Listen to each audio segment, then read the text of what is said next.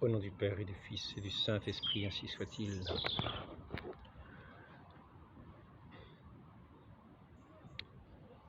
Dans ce 9e et dernier entretien,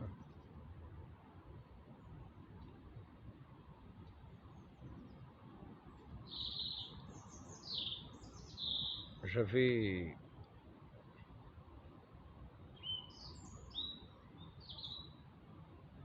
conclu par ce jugement de notre Seigneur, qui est comme l'épée tranchante de sa parole, afin de discerner ceux qui sont l'Église, de l'Église des fidèles, dont j'ai pu vous entretenir dans ces 9 entretiens passés,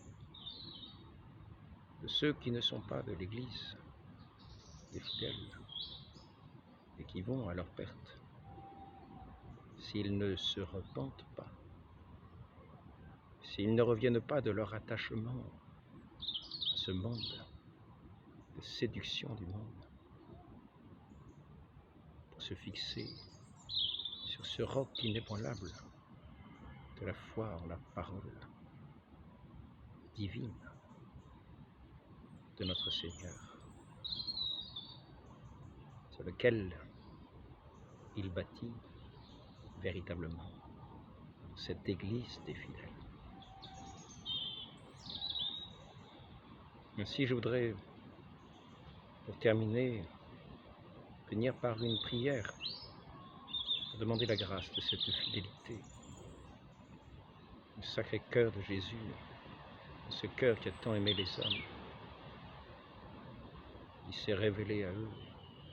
Et comme il nous l'apprend, qu'il ne reçoit que mépris, ingratitude, oubli, ainsi que souvent sa parole est ainsi foulée aux pieds. Car je n'ai pas fait mention de cette autre catégorie de ceux qui écoutent la parole, qui sont ceux du bord du chemin, où la semence est semée, et où cette parole est foulée aux pieds. Ainsi nous-mêmes, en foulant cette parole aux pieds, nous sommes ce sel affadi qui sera foulé aux pieds par le monde entier. Et nous ne serons pas la lumière du monde, car nous ne serons pas les fidèles de l'Église des fidèles. Et nous serons tout simplement du monde avec l'apparence des fidèles. Je voudrais donc, pour nous inciter à ouvrir les yeux, rappeler ce passage de l'Écriture dont notre Seigneur fait mention. Ils ont des yeux pour voir et ne voient pas.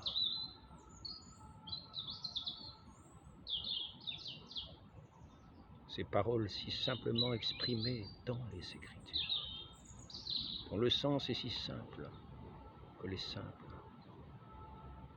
la voient et la comprennent, et y croient de tout leur cœur et la professent de leur bouche.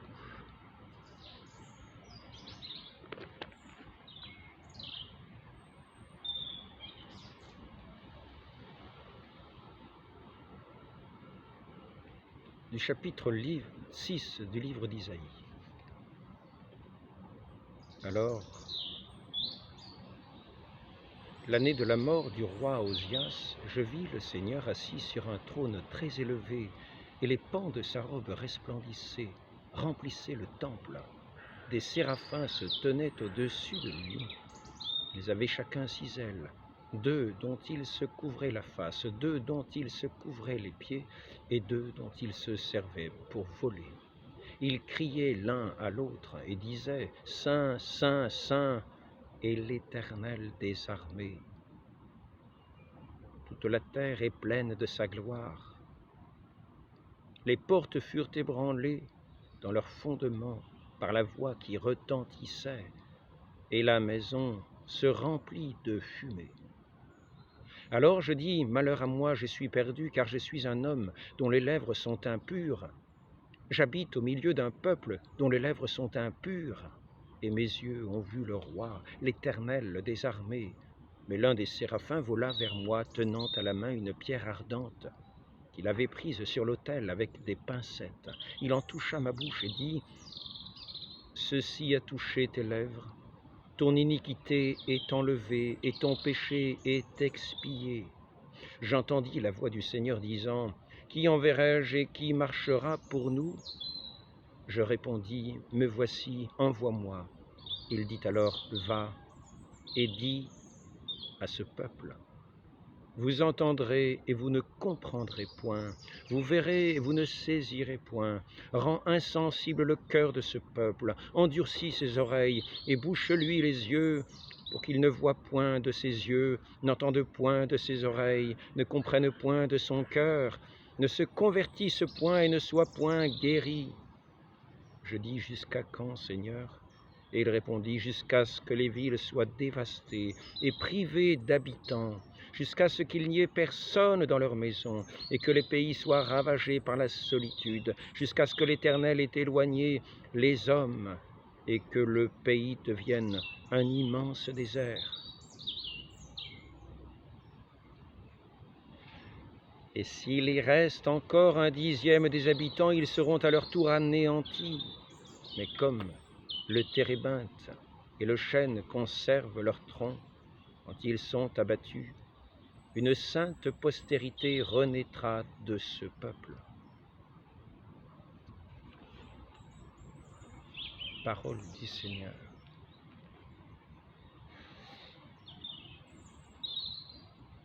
Voici maintenant un deuxième texte qui nous donne les armes pour demeurer dans ce combat des fidèles, de l'Église des fidèles.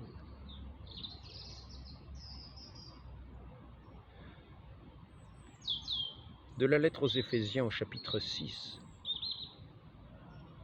Au reste, fortifiez-vous dans le Seigneur et par sa force souveraine. Revêtez-vous de toutes les armes de Dieu afin de pouvoir tenir ferme contre les manœuvres du diable. Car nous n'avons pas à lutter contre la chair et le sang, mais contre les principautés, contre les pouvoirs, contre les dominateurs des ténèbres d'ici-bas, contre les esprits du mal dans les lieux célestes.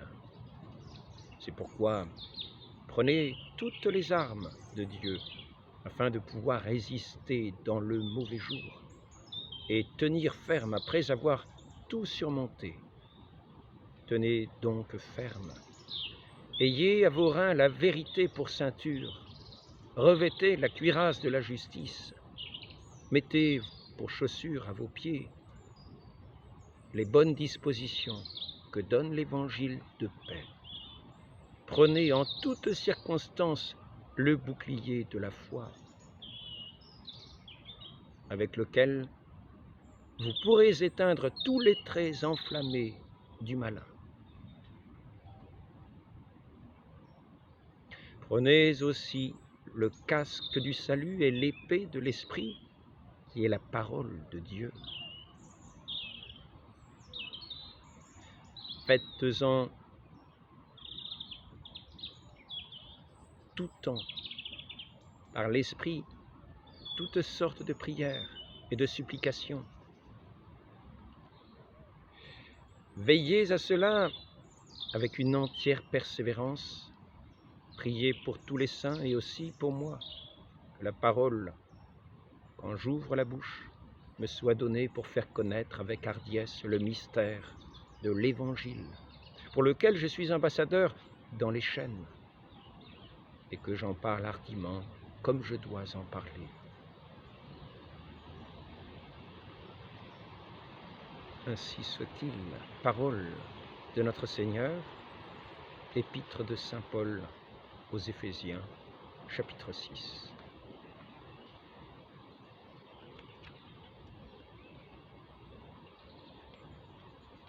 Qui est le contradicteur? quoi reconnaît-on le mauvais? Quel est le signe de Satan, de celui qui s'oppose à Dieu, sinon la contradiction? Et ceux qui portent la contradiction en eux ont ce signe de Satan en eux. Ils sont à la fois oui et non. Ils essayent d'allier le contraire, Dieu et le monde, Bélial et notre Seigneur Jésus-Christ. Ainsi, ceux qui accusent les fidèles de l'Église des fidèles se condamnent eux-mêmes.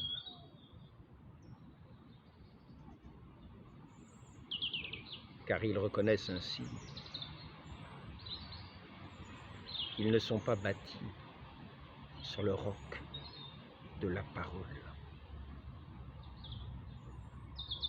de l'Église des fidèles, sur lesquels sont appuyés les fidèles.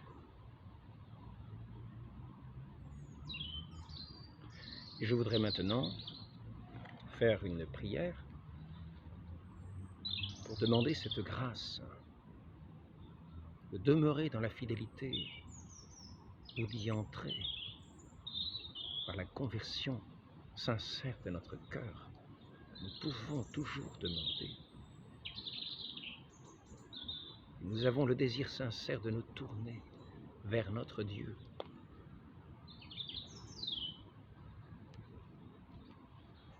Ou sinon qu'il nous donne ce désir.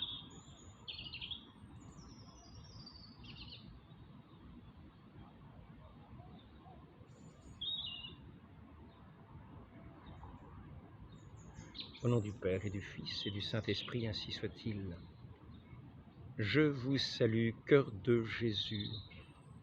En vous, j'ai établi le lieu de mon repos. C'est là que j'habiterai parce que je l'ai choisi, ô cœur adorable de mon divin Rédempteur. Source féconde de toutes les grâces, roi de tous les cœurs, je vous consacre aujourd'hui le mien, avec tous ses mouvements, et je dévoue entièrement à votre service. Venez donc y régner, ô mon Dieu, venez y commander en souverain, bannissez-en tout ce qui vous déplaît, redressez ses inclinations, corrigez ses dérèglements, purifiez ses intentions, imprimez en lui l'amour de vos saintes lois, faites que la douceur, la patience, l'humilité, le mépris et le détachement des biens de la terre et toutes les vertus qui ont fait vos délices fassent aussi les délices de mon cœur. Soyez son guide dans les routes dangereuses de ce monde, son consolateur dans les misères, son asile dans les persécutions et son défenseur contre les portes de l'enfer. Mais surtout, je vous conjure, par le sang précieux que vous avez répandu pour moi, d'embraser au plus tôt mon cœur, d'embraser au plus tôt mon cœur de ce feu sacré que vous avez apporté sur la terre. J'ai tout à craindre de sa fragilité.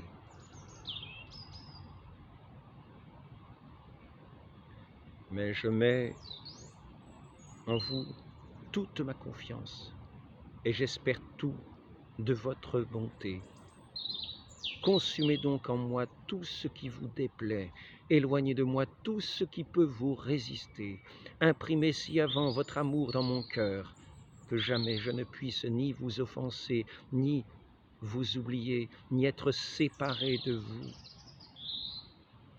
Que mon nom soit écrit dans votre cœur et que mon cœur soit semblable au vôtre, afin qu'en vous et par vous, il aime éternellement le Père, le Fils et le Saint-Esprit, ainsi soit-il. Ô Marie conçue sans péché, priez pour nous qui avons recours à vous, ainsi soit-il. Au nom du Père et du Fils et du Saint-Esprit, ainsi soit-il.